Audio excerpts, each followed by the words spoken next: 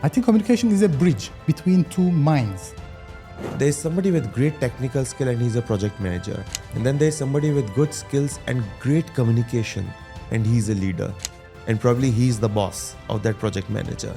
The three things are very, very important in your communication. It's clarity, empathy, and consistency. How you become an empathic listener, you need to understand what they are trying to say to you. If you prepare well, what happens? You are very effective in communication. You know your stuff, and you don't waste other people's time also.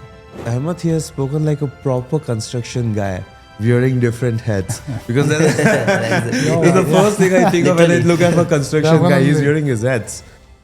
Welcome everybody to our inaugural episode of the podcast From Talk to Impact.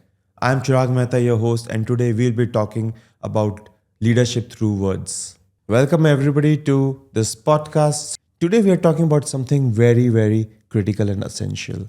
Something that's so foundational. All of us do it on a daily basis without realizing the impact and without realizing how strategic that particular thing is for our lives. And that thing is communication. I run a hedge fund and I have been in leadership positions for many years. And what I've realized is the difference between good leaders and great leaders is not experience, it's not technical skills.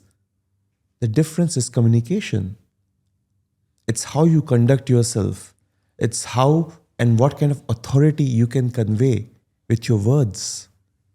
It's how you can inspire and motivate others to follow your cue. Those are such important skills.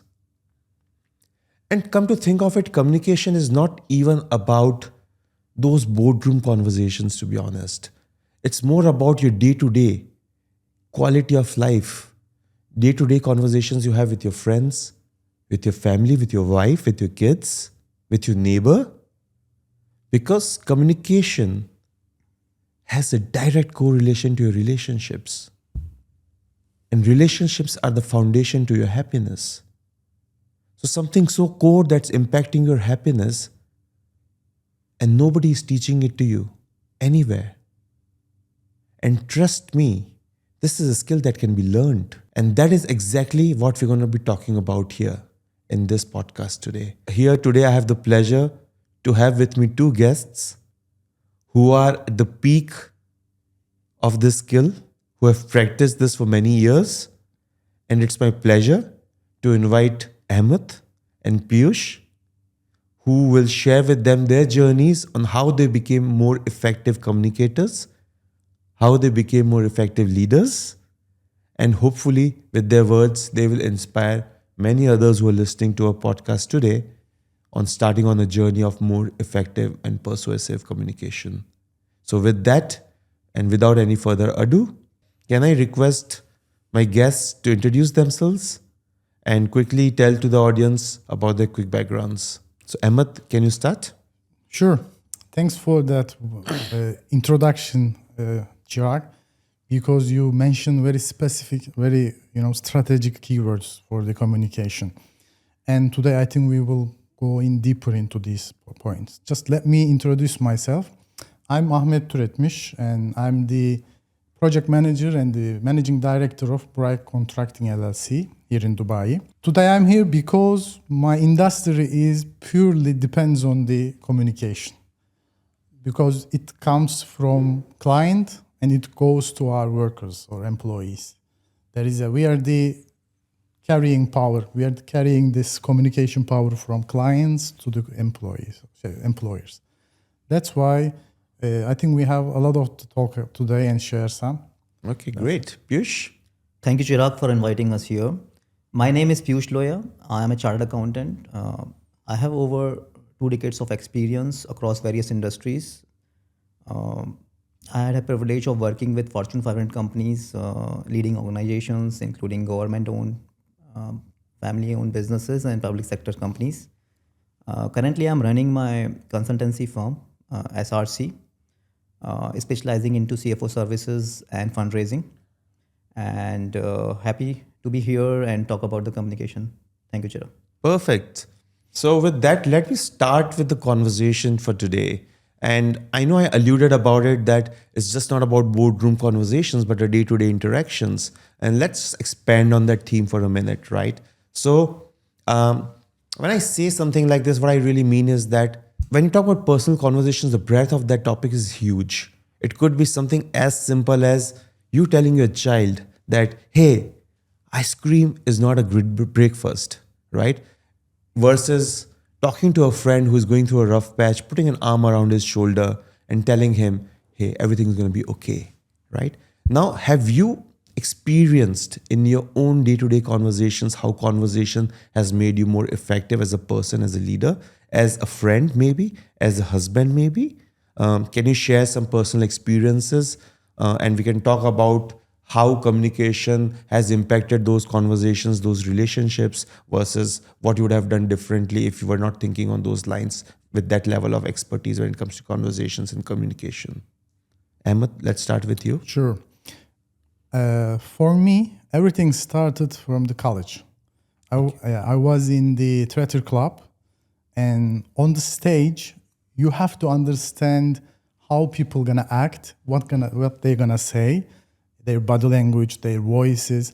And I think this is the foundation of the communication, because communication, I have a metaphor for it because I'm an engineer. I will give you an engineering version of the communication. I think communication is a bridge between two minds. Our minds are very effective and they're working for ages like that. So it's quick and efficient over there. But when it comes to put the idea to the other efficient brain, you need to use a bridge. And this bridge is two-way, but one-lane bridge. So you need to be careful. You need to understand what is coming from there and when you can go. And I discovered it at the theater stage at that time. So during the process, you will understand that in order to move forward in the topic, you have to stop, you have to listen sometimes. The silence is important also. You need to give space to people to come towards you. And this comes till today into my daily work. Now I'm in the site, we're starting this site. Every morning, I listen every worker over there. What we gonna do, guys? Today we have a plan, right? So what we gonna do? I first listen them, understand their moods and motivations at that day. Then I give the plan for them. Then this is a little bit leadership skill. You can develop over time. And it's only about daily practicing, or you can practice, as you said, it can become, as if you see the first day at me and on this stage, and today on the site, you will see the difference, the improvement. I'm just curious. I'm very curious because that's a very interesting point that you make, that you have changed a lot as a leader, as a communicator. Give me an example. How does that conversation look like right now, for example? For sure. As an example, we start from the clients. Okay. Every day I talk with clients, and the communication skills is the very important part over there, because if you don't understand your client, if you cannot be on the same page with the client, you can totally give them a different topic. I have a very recent example for this. I have a Russian client. He doesn't speak English, to be honest. We were speaking over the Google Translate. I went to his villa.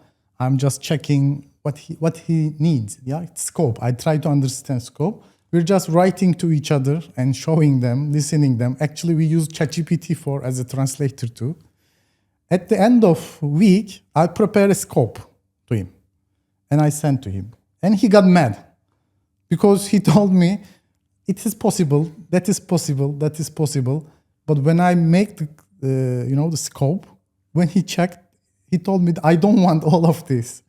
So basically, there was no communication because we cannot speak the same language together.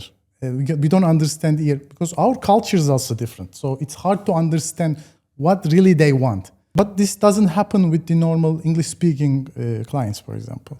We directly understand each other. We sit for a coffee. We talk what they like, what they don't like, what they want to change in their homes and the life.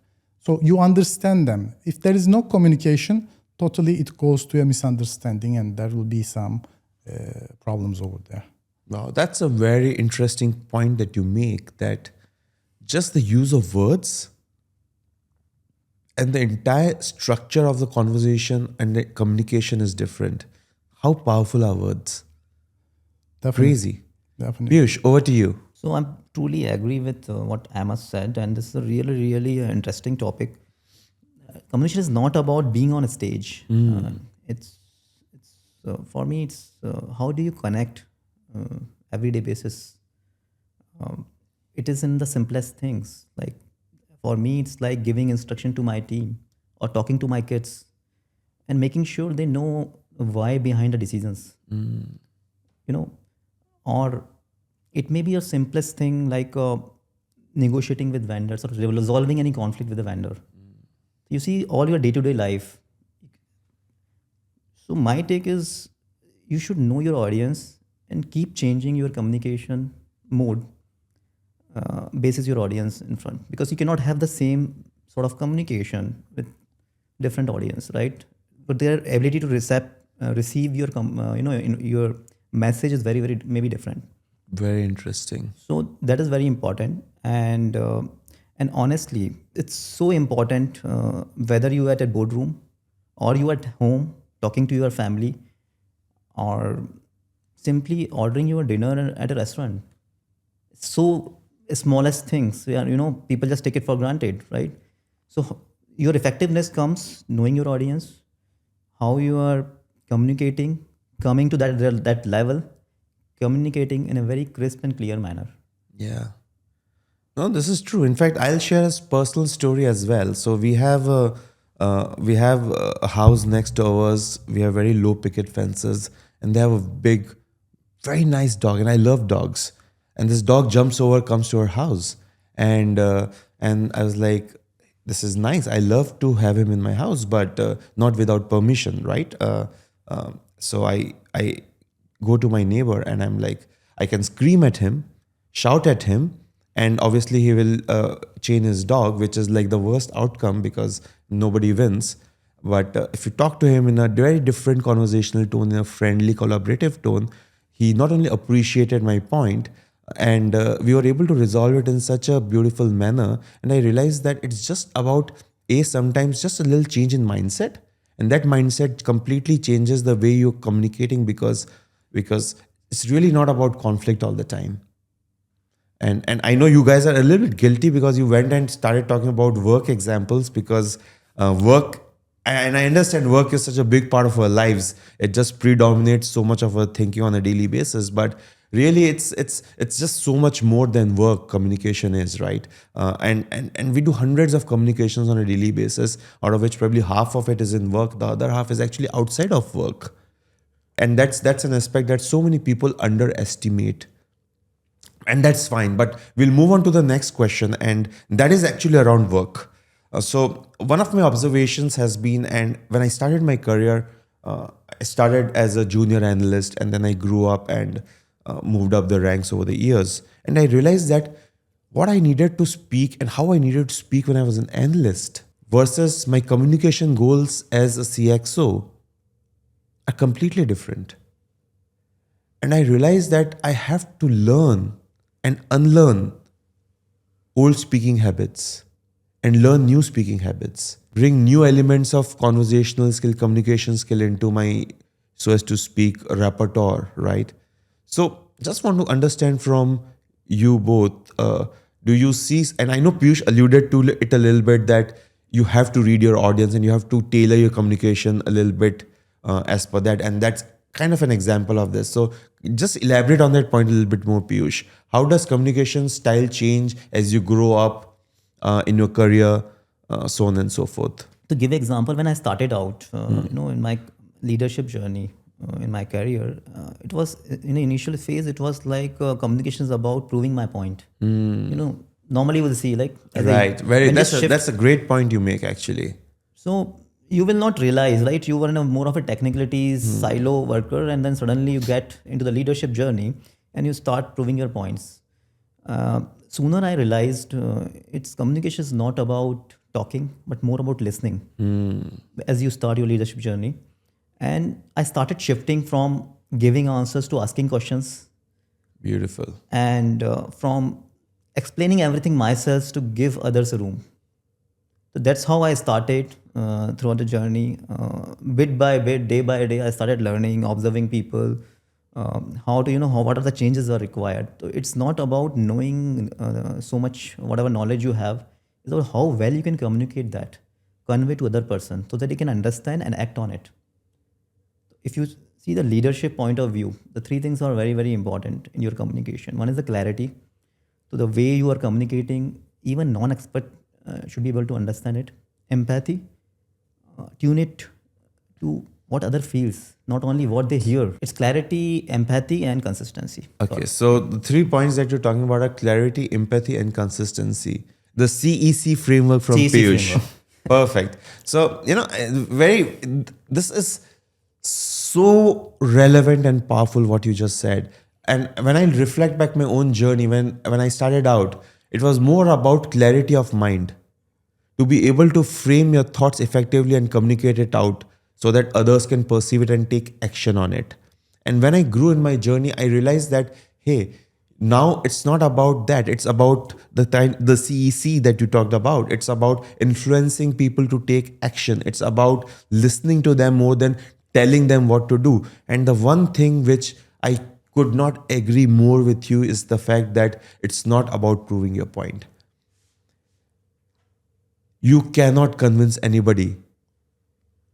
You'll only make them follow you because you force them to by dint of your position and your rank, but they'll go back and they'll be really unhappy and uncomfortable with the decision. You cannot get buy-ins that way, so as to speak, in a large organization. So fantastic points, Piyush. I think everybody should make a note of these and see where they can implement them. Ahmed, what's your framework? I can say that in the start of my career, I was so afraid of asking questions. Oh, that's a very Because good point. You think that people will think about you that he doesn't understand, he doesn't follow the things. Yes. But in the beginning, when you start speaking with someone, you don't know about your audience, right? You need to know your audience. So you need to ask questions. Without asking questions, you cannot excel it. That's why it was the main issue for me in starting of my business, in the career, I mean. The first thing, I change it, ask more questions. But try to be relevant also. You cannot ask any questions. Absolutely. You need to be a good listener as well. Try to understand the topic in general.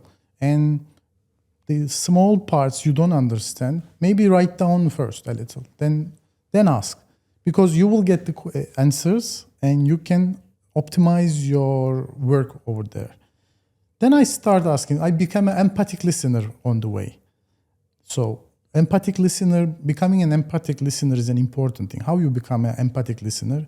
You need to understand what they are trying to say to you, and you optimize yourself.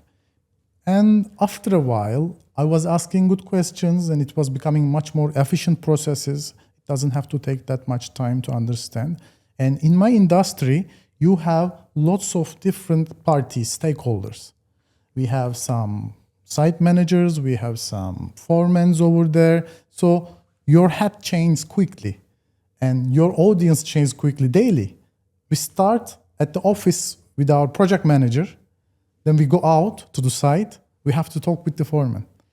You have to be flexible when you are having the communication, because in the end, you go to home and you talk with your partner.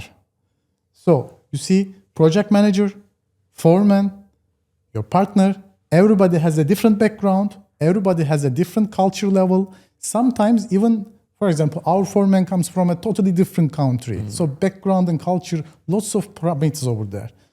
How you can improve it? Just try. Ask questions and be an empathic listener.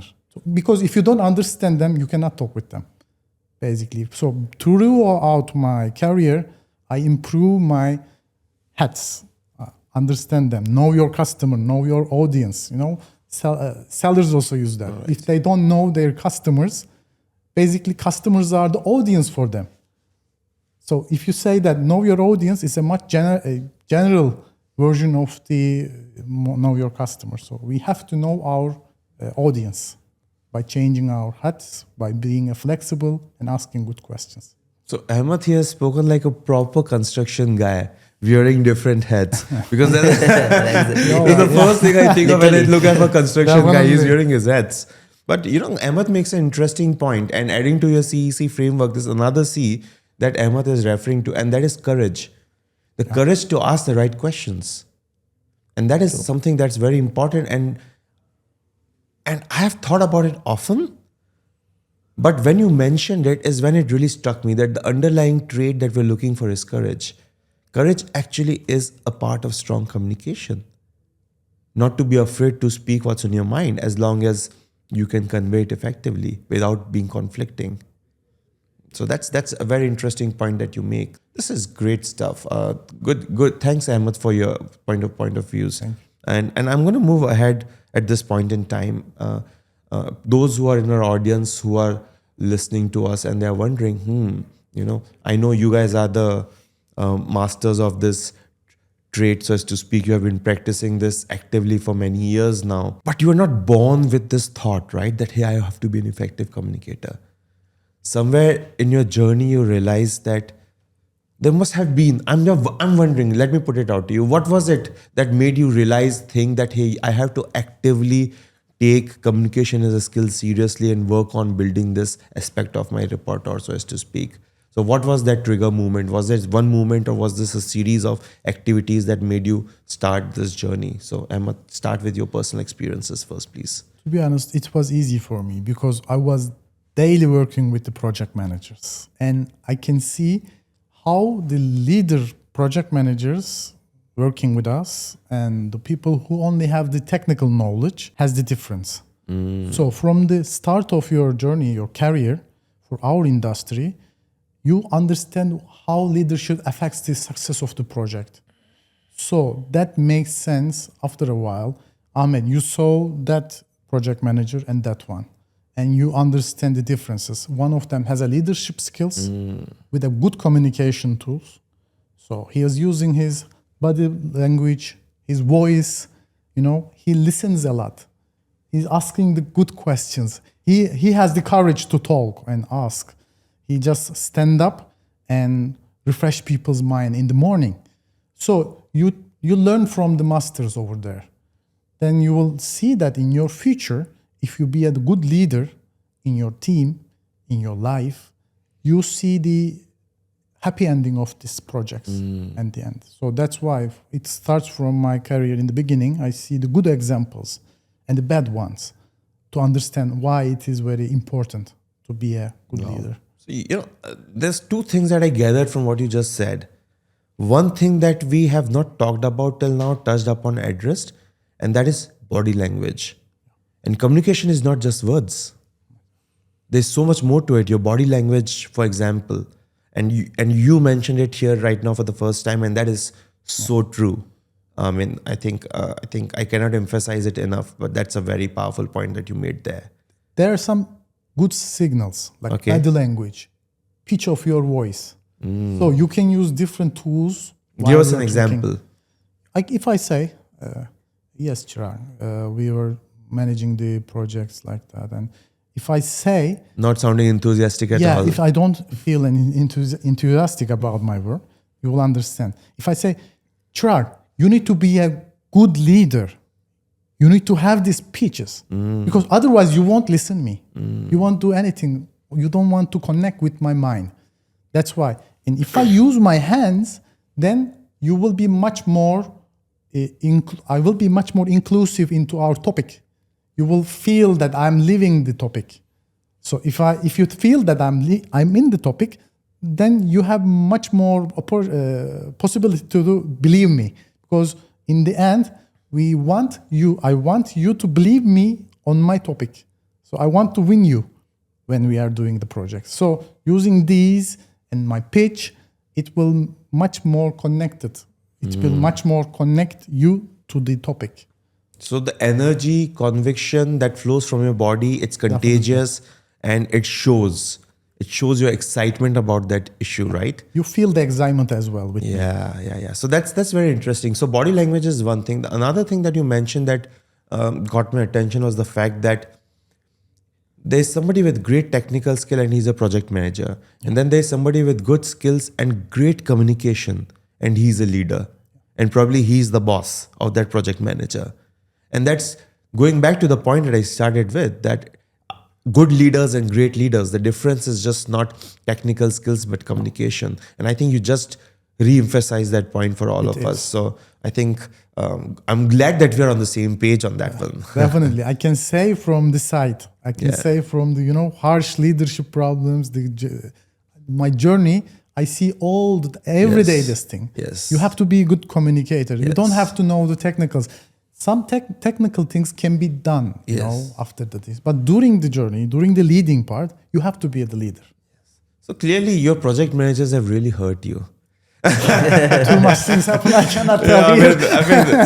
Yes, your body language is saying that very harsh clearly. when it becomes the budget time and the scope. So it's a harsh industry. So that's why we get these problems. And it wasn't easy, to be honest. So Piyush, who hurt you?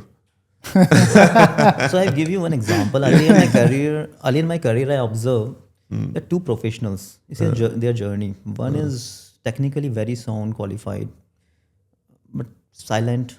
Communication is a little bit challenge. Not talking out much, not putting any point of view and all that. There's the other guy is less technically, I would say, qualified. To put in a perspective, and a very great communicator. If you see both the journeys, the other guy is getting promotion very fast. Climbing the corporate ladder very, very fast. People are appreciating knowledge. And I found myself early in my career as a guy one. Technically very sound, doing my work on time, very hardworking, dedicated, everything is right. But can't market about my work. Speak out. And maybe somebody else is presenting your work sometimes. It's so hurting, right? You're all hard work. And then I realize nobody's wrong here. The thing is, at the initial stage, you might be okay. You might be great performer while you're doing technically right, doing the right things, good work, silo. But after a stage, you need to start communicating. Your work, you need to know how to present. You know your audience, and it also happened once with me. I went to present some financial reports, numbers to senior management team.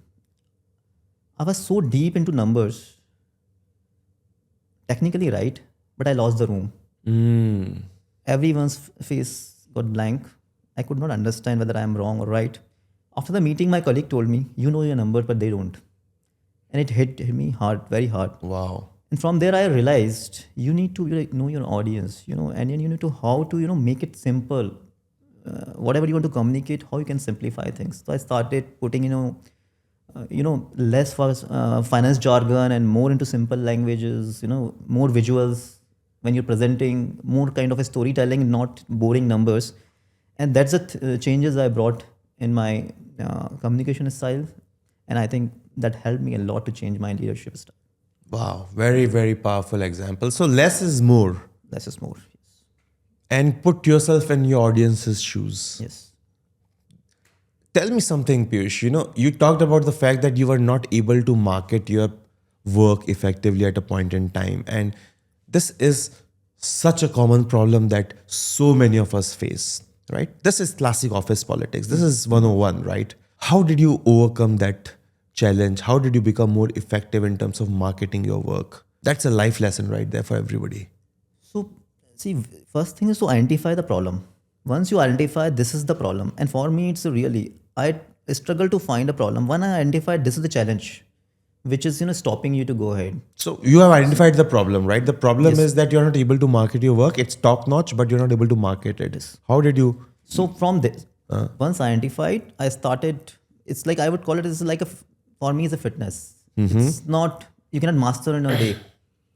So you have to be consistent daily basis. You have to practice it. First thing is the practice, and I follow 3 steps process in my own case. First thing is observe others, observe yourself. Whenever you are talking, communicating any message, conveying how other person is responding.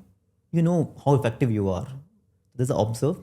Second, I will call it reflect. Once, if you are reflecting, how better you could have done Okay. any kind of team communication or day-to-day communication you are doing. How can you do better and be polite, kinder, and adapt? Okay. How you can adapt, tweak your communication basis you are learning first two, and basis these three things. If you keep practicing, every communication is about practice. And the other thing is also prepare well. Prepare well. I believe in that. Wherever you're going, smallest meeting in the office or anywhere, is a casual meeting. If you prepare well, what happens? You are very effective in communication. You know your stuff, and you don't waste other people's time also. So ultimately, you make a session very productive for your audience, for yourself, and you come out as can outshine as an effective communicator as well. I think this is like so many pearls of wisdom in what Piyush just said, right? And I'm such a huge fan of preparation. And Piyush clearly has prepared, right? With all his frameworks he's hitting us with. He's clearly prepared. He's clearly prepared for this conversation. No, and I appreciate that. And you're adding so much to this podcast, to be honest, with these pearls.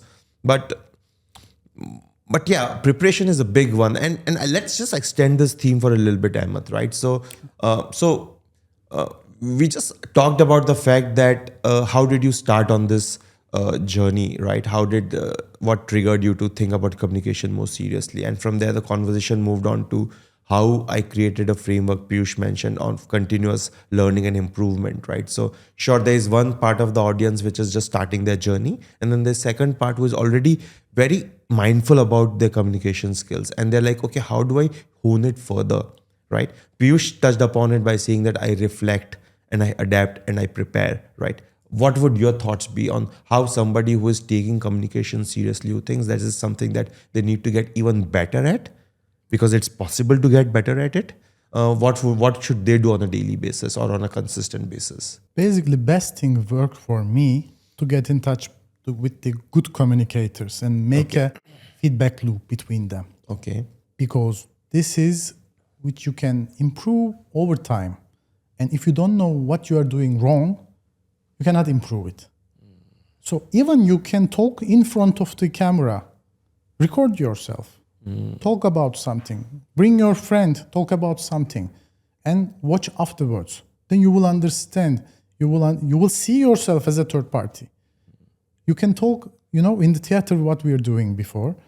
We were talking our triads in front of the mirror. Okay. So we were checking our mimics, everything, our pitch. Sometimes we are recording it and seeing it.